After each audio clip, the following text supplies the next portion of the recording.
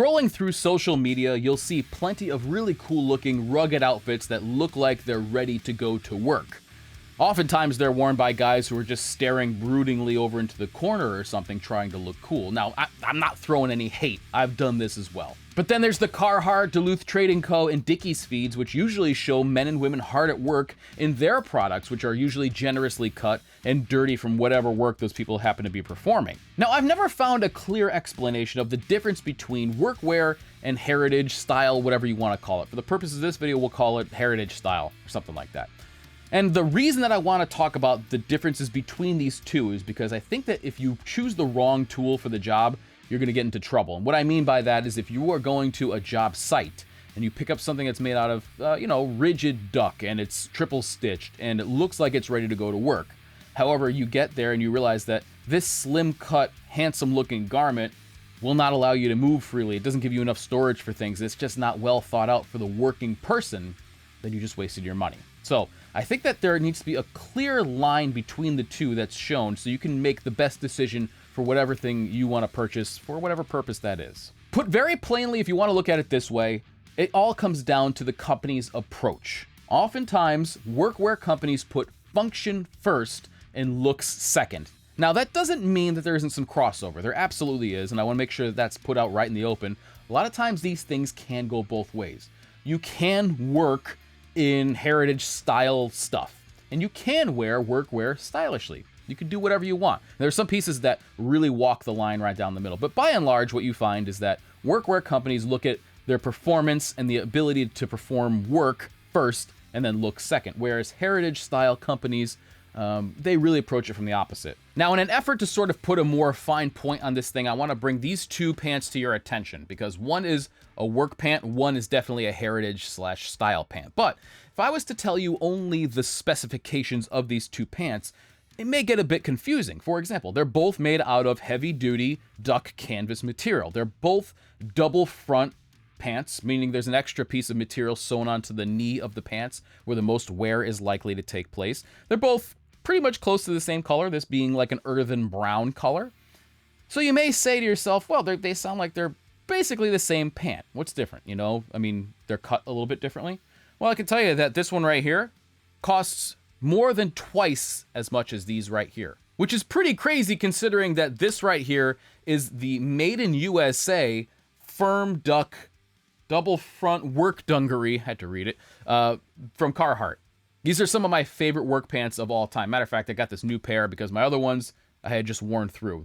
When it comes to working with wood and stuff, I just think they're unbeatable. These are fantastic. On the other hand, what we have here, so these are about $50, okay? This pair of Made in USA, tough as nails, legendary work pants. On the other hand, these are the Tailor Stitch Tough Duck double front. I think they're called the Chore Pant, right? Is that what they are? The Chore Pant. I bought these for $128.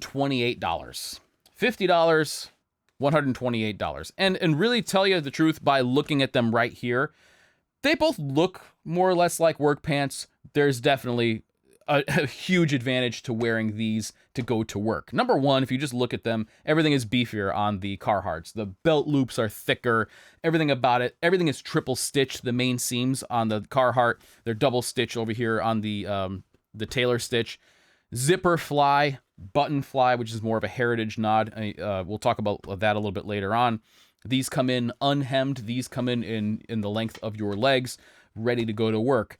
So this is a perfect example of style, heritage style, and actual workwear. But of course, the difference goes well beyond the price. For example, the Carhartts have a lot more storage. They have a hammer loop here on the side. They have side pockets on both sides of the pants for tools, little stuff that you use throughout the day. And I've come to really rely on the layout of these pants in particular for getting most jobs done. On the other hand, the Tailor Stitch is very simplistic. All that it really has is the basic 5-pocket design, not really a whole lot else.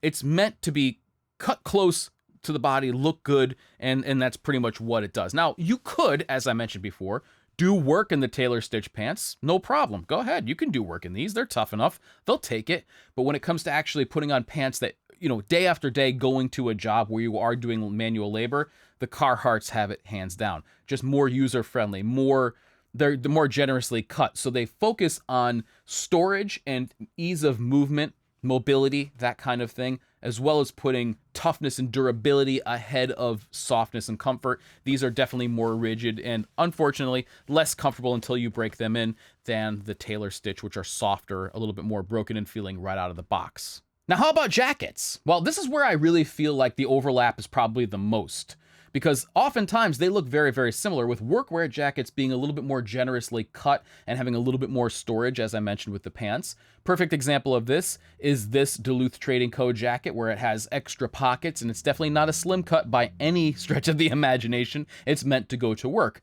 Whereas on the other hand, this Freenote cloth jacket is wonderfully slim cut. It's made out of some tough material, but when it comes to stretching, moving, and all that stuff, those two pockets aren't really going to cut it, and also it just doesn't have any gussets. It's meant to look good first and foremost. But as I mentioned, this is the category where there seems to be more overlap than any other, and a perfect example of that is this LC King chore coat. Now, if I hung this on a mannequin and you looked at it, you may think to yourself right away, okay, nope, that's workwear. Got it. And actually, in a way, I would agree with you. In a very real way, this is what most people would wear to work back in the day, before stretch fabrics and all the modern technology was around. They would wear something like this. Plenty of people still do. But I would argue that this really is actually more of a heritage wear garment, and I'm going to tell you why. Now, first of all, there are no gussets in the arms, so I have worn this to work just because I kind of made this mistake myself. There are no gussets in the arms, which mean that reaching for something or stretching overhead, you are sort of impeded by the limitations of the jacket itself. The other thing that points to this being a little bit more fashion-focused rather than work-focused is the fact that they used buttons instead of a zipper. Now, plenty of workwear does use buttons.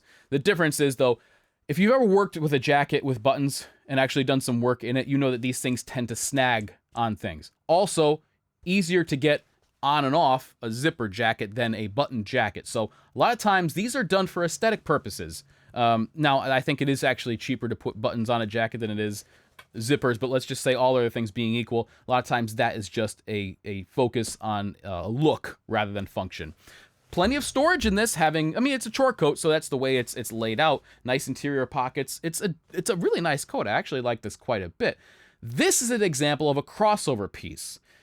Oftentimes what I've found is that heritage style, as indicated by the name, typically takes their inspiration from old school workwear, which is an example of what this would be. This is what somebody would wear in the 50s, maybe in the 60s, before gusseted arms and bi-swing back things were very, very common. That's actually kind of a new thing for a lot of these workwear companies. You know, Carhartt a few years ago came out with their full swing technology, which put more gusseting in there and stuff to help ease of movement. A lot of these companies now are adding gussets where they didn't have them before, or crotch gussets where they kind of sew in a little diamond-shaped patch, which helps you crouch down and stuff like that.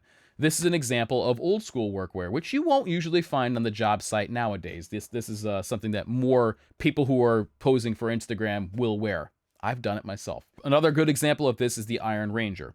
The Iron Ranger boots were, and continue to be for some people, work boots back in the day, before we had a lot of the advancements in technology that we have today. By today's standards, though, you couldn't wear a pair of Iron Rangers onto a job site. They lack traction for the most part. They do have a higher heel, which is nice. They aren't available in any safety toe. And for the most part, they lack a certain structure that most people will want in their boots. Now, I'm talking in broad generalizations here. I know that somebody's going to chime in and say, hey, what are you talking about? I work every day doing X job in my Iron Rangers and my LC King chore coat. Great. And that's fine. There are exceptions to the rule. But what you'll find most of the time is that the crossover comes from old school workwear, which is repurposed into newer, slimmer cut kind of things, which really, I think, encapsulates the whole idea of modern heritage style. But there's one last difference that I want to talk about, and that's price. Expect to pay 2 to 3 times more for heritage style garments rather than workwear. Now, as I mentioned before, this pair of USA made Carhartt double front work pants is $50. This tailor stitch pair is $128. That's a lot of money to pay for a pair of pants, which in most functional ways is inferior. Oftentimes what you're paying for, in another example, is that Freenote jacket. What you're paying for is exotic materials, you know, kind of hard to find things, rare Japanese fabrics, extinct cone mills, denim, you know, hardware that may be very, very rare and nicely refined, and also a cut that is more flattering. In the end, it really comes down to the finishing and details of the garment, which don't tend to be prioritized by the people who are wearing them to work, because they're going to destroy these things. A lot of people, they blow through work pants very quickly, and they need to be affordable so they can buy more of them. Could you imagine if everybody had to buy a $128 pair of work pants every time they need to replace them?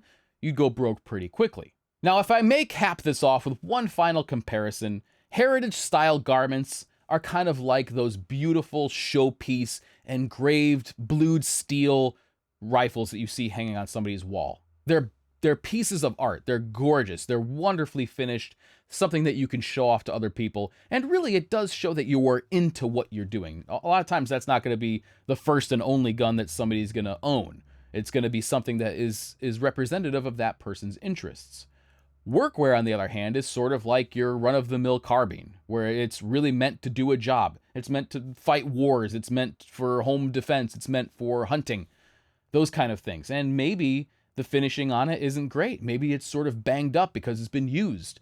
That's the difference. One is much, much more expensive, much more, you know, elite and rare, and there's a certain level of artistry that goes into it. The other one is really meant for function first. Now, maybe I am overcomplicating this whole thing, but the reason I wanted to make this video is because I've gotten many, many questions from people asking about different products to work in. And oftentimes I have to say, look, yeah, it's a beautiful piece and it's well made, but it's really not meant for work. For work, take a look at some of the companies that do that best. In my opinion, I think Carhartt is at the top of that list. There are many other companies, though. The best work shirt that I've ever tried is from Patagonia Workwear. This Helly Hansen stuff is very nice. Duluth Trading Co. is great. So there's a lot of different companies out there who are doing things just a little bit differently. And a lot of times, you know, you can buy that stuff for cheaper.